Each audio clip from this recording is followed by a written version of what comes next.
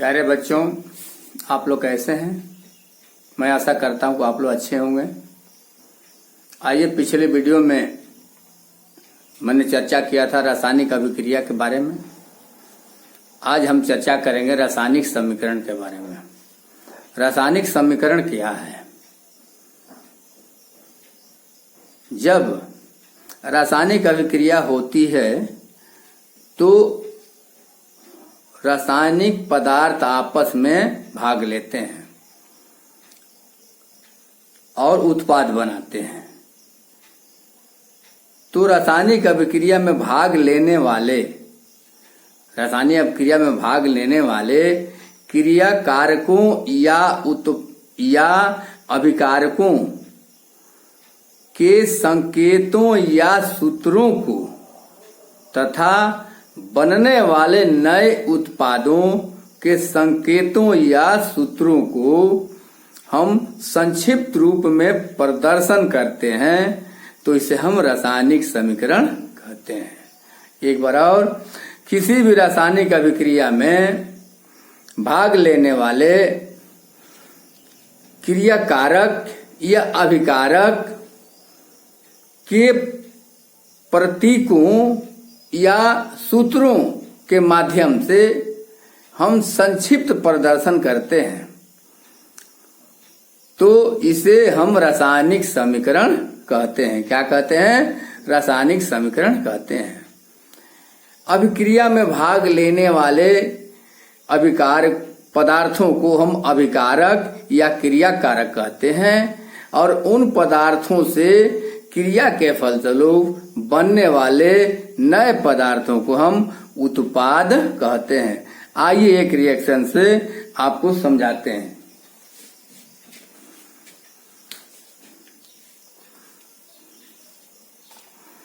जब हम मीथेन की क्रिया ऑक्सीजन से कराते हैं, CH4 ये मीथेन है, इसे हम ऑक्सीजन से क्रिया कराते हैं 2O2। मीथेन को जो ऑक्सीजन से क्रिया कराते हैं ये बन जाता है CO2। क्या बनता है? CO2 और 2H2O, 2H2O। ये मीथेन है, ये ऑक्सीजन है,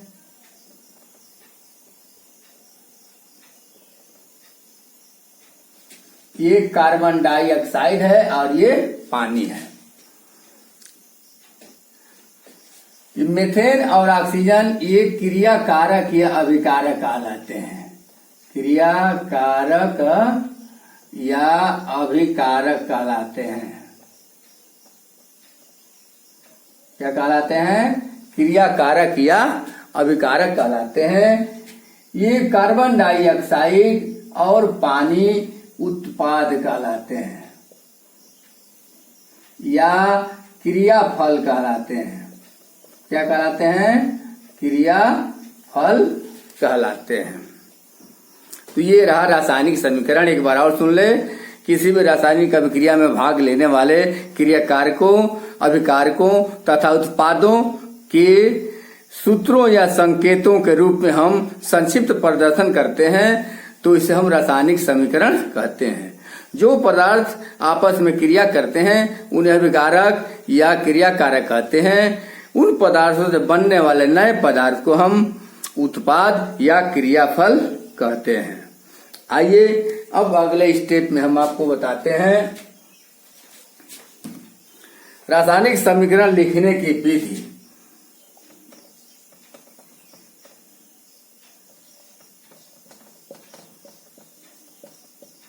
रासायनिक समीकरण हम कैसे लिखते हैं? समीकरण लिखने की विधि।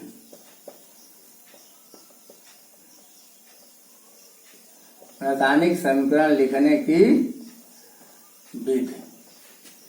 सबसे पहले हम क्या करते हैं? अभिक्रिया में भाग लेने वाले अभिकारकों तथा उत्पादों के अणुसूत्र या प्रतीकों को हमें ज्ञात करते हैं। क्या करते हैं? अणुसूत्र प्रतीकों को हम ज्ञात करते हैं। उसके बाद क्या करते हैं? रासायनिक समीकरण पदार्थ सदैव आणविक रूप में लिखते हैं। किस रूप में? आणविक रूप में, क्योंकि ये द्विपरमाणुविक होते हैं। जैसे नाइट्रोजन का N2 लिखेंगे, ऑक्सीजन को O2 लिखेंगे, क्लोरीन को Cl2 लिखेंगे, इसी तरह आयोडीन को I2 लिखेंगे। अर्थात जो द्विपरमाणुविक पदार्थ हैं उन्हें हम आणविक रूप में लिखते हैं। तीसरा क्या करते हैं? एक परमाणु वाले तत्वों को हम उसके प्रतीकों या संकेतों को लिख देते हैं। जैसे सोडियम के लिए Na, आयरन के लिए Fe, मैग्नीशियम के लिए Mg और कैल्शियम के लिए Ca लिख देते हैं। और ऐसे ही हम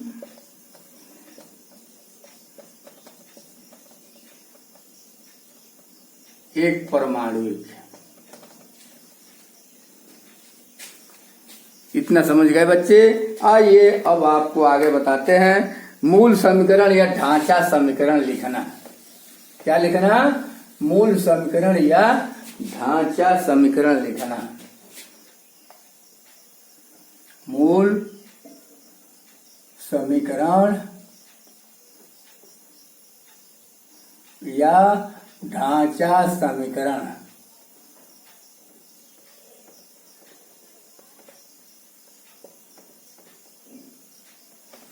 इसमें हम क्या करते हैं? किसी रासायनिक अभिक्रिया में भाग लेने वाले अभिकारकों तथा उत्पादों के मध्य हम तीर का निशान लगा देते हैं। क्या करते हैं? तीर का निशान लगा देते हैं। दूसरा, ये तीर का निशान बाईं ओर से दाईं ओर की तरफ होता है। अब जब दो या दो से अधिक अभिकारक आपस में क्रिया करते हैं, उन दोनों के बीच हम धन का चिन्ह लगाते हैं। ठीक उसी तरह अभिक्रिया के फलस्वरूप यदि दो या दो से अधिक पदार्थ बनते हैं, उनके बीच हम धन का चिन्ह लगाते हैं। कैसे? उदाहरण रूप में जब हम जिंक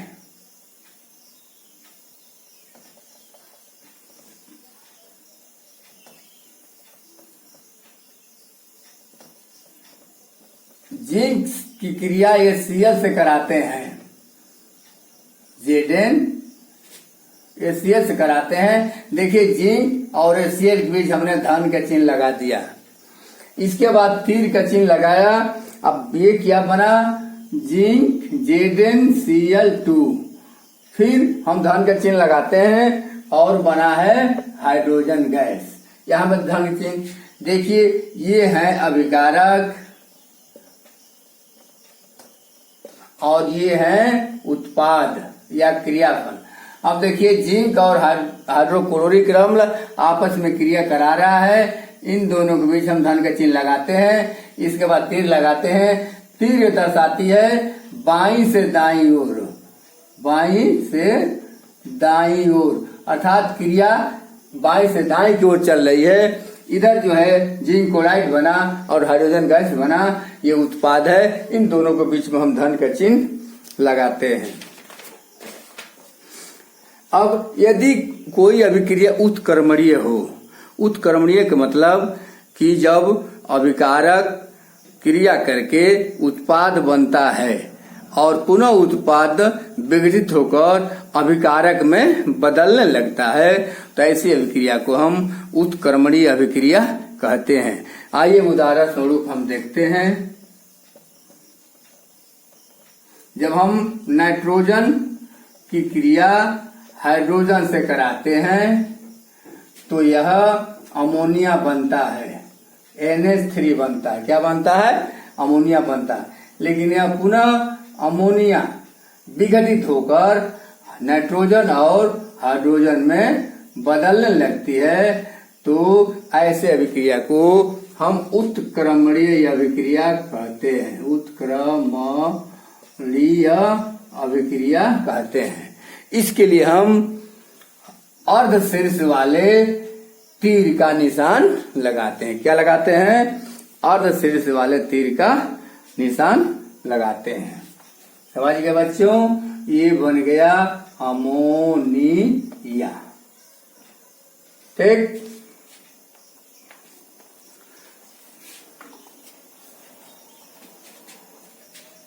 आइए आगे बताते हैं द्रव्य अविनाशिता का नियम। इसको मिटा देते हैं। इसे हम संतुलित रासायनिक समीकरण कहते हैं। संतुलित रासायनिक समीकरण लिखना।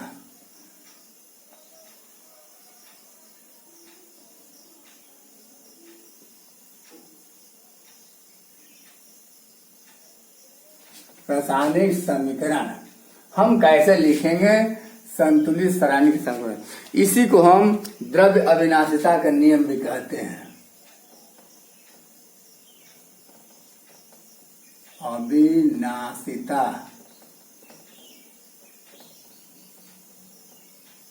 का नियम। इसका मतलब ये है कि जितने भाग अभिकारक होंगे उतने ही भाग उत्पाद भी होंगे। अर्थात किसी रासायनिक अभिक्रिया में अभिकारकों के उत्पादों में परिवर्तन के फलस्वरूप न ही कोई परमाणु नष्ट होता है और न ही कोई परमाणु निर्मित होता है। फिर से एक बार, किसी भी अभिक्रिया में अभिकारकों के उत्पादों में परिवर्तन के फलस्वरूप न ही किसी परमाणु का नष्ट होता है और न ही कोई परमाणु का निर्माण होता है। ऐसे अभिक्रिया को हम संतुलित अभिक्रिया, ऐसे समीकरण को संतुलित समीकरण कहते हैं। अर्थात जितना बाएं पक्ष में तत्व होंगे, परमाणु होंगे, ठीक उतने ही दाएं पक्ष में भी तत्व और परमाणु होंगे। आइए हम एक सूत्र के माध्यम से देखते हैं। पहले हम ढांचा सूत्र लिखते हैं। जैसे उदाहरण नंबर 1, Mg का क्रिया हम ऑक्सीजन से कराते हैं। मैग्नीशियम की क्रिया हम ऑक्सीजन से कराते हैं तो ये बन जाता है MgO। इसे हम ढांचा समीकरण कहते हैं, क्योंकि इधर Mg1 है, ऑक्सीजन 2 है, यहाँ Mg1 है लेकिन ऑक्सीजन 1 है। यह दोनों तरफ बराबर नहीं है। आइए इसको संतुलित करने हम क्या करते हैं। उदाहरण नंबर 2, यहाँ Mg है, इसका क्रिया हम ऑक्सीजन से कराते हैं, ये बन जाता है MgO।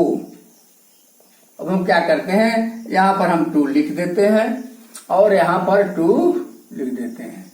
यहाँ देखिए 2 मैग्नीशियम, यहाँ भी 2 मैग्नीशियम, ठीक, यहाँ 2 ऑक्सीजन और यहाँ भी 2 ऑक्सीजन। तो ऐसे समीकरण को हम संतुलित समीकरण कहते हैं। संतुलित समीकरण कहते हैं और यही सिद्ध करता है कि द्रव्य अविनाशी नहीं है, न ही द्रव्य को उत्पन्न किया जा सकता है और न इसे नष्ट किया जाता है। सिर्फ इसे हम दूसरे रूप में परिवर्तित कर सकते हैं। तो मेरे प्यारे बच्चों, आज इतना ही। फिर अगले वीडियो में आपको इसके आगे की चीजें बताई जाएंगी। अगर यह वीडियो आपको पसंद आए तो इसे लाइक, शेयर और सब्सक्राइब जरूर करना, ताकि अगले वीडियो की जानकारी आपको प्राप्त हो सके। धन्यवाद।